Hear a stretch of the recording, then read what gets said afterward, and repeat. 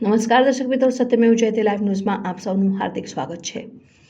Agora city centre માટે નાણાકીય કટોકટી વધી રહી છે। મિલકત ઓક્શન માટે મૂકવામાં આવી રહ્યા છે। વડોદરામાં બહુચર્ચિત અગોરા સિટી સેન્ટર મોનો પ્રોજેક્ટ ભારે નાણાકીય ભેળમાં મુકાઈ જતા તેની હરાજીની પ્રક્રિયા શરૂ કરવામાં આવી છે।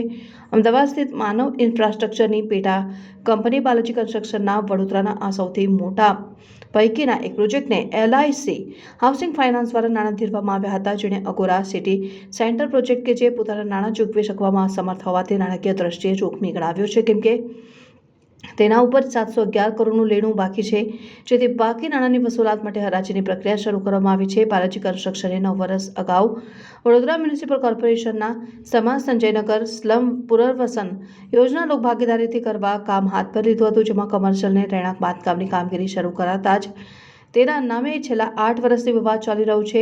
વિશ્વામિત્રી નદીના કિનારે પ્રોજેક્ટ કરનાર દ્વારા દબાણ કરવામાં આવ્યા હોવાના આક્ષેપો સાથે વિવાદ ખૂબ થયો હતો, જેમાં તાજેતરમાં વડોદરામાં 3 વખત પૂર આવતા નદી કાંઠા પરના દબાણો તોડવાની માંગણી ઉઠી છે, અને જેમાં અગોરાનું નામ અગ્રસ્થાને હતું। તારીખ 27 સપ્ટેમ્બરે અગોરાના નદી કાંઠા પર બનેલા ક્લબ હાઉસને તોડી પાડવામાં આવ્યું છે અને કમર્શિયલ અને રહેણાંક પ્રોજેક્ટ અગોરા 2નો LICએ કબજો કરી લીધા પછી હરાજીની પ્રક્રિયા આરંભી છે। LIC હાઉસિંગ ફાઇનાન્સની નોટિસ દર્શાવે છે કે ઓપ્શન તારીખ 6 નવેમ્બરે સ્વિસ ચેલેન્જ મેથડ દ્વારા કરાયું છે। સ્વિસ ચેલેન્જમાં ખાનગી લોકો હરાજીની પ્રક્રિયામાં ભાગ લઈ શકે તે માટે સરકાર તરફથી કોન્ટ્રાક્ટ સ્વીકારે છે।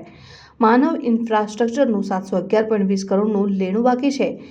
જો કે LIC હાઉસિંગ દ્વારા ઓપ્શનની પ્રક્રિયા સફળ રહી છે કે કેમ તે અંગે કોઈ ફોડ પાડ્યો નથી। દરમિયાન માનવ ઇન્ફ્રાસ્ટ્રક્ચરના વર્તુળોએ જણાવ્યું કે ગ્રુપને હજુ સુધી LICએ સાંભળ્યા નથી।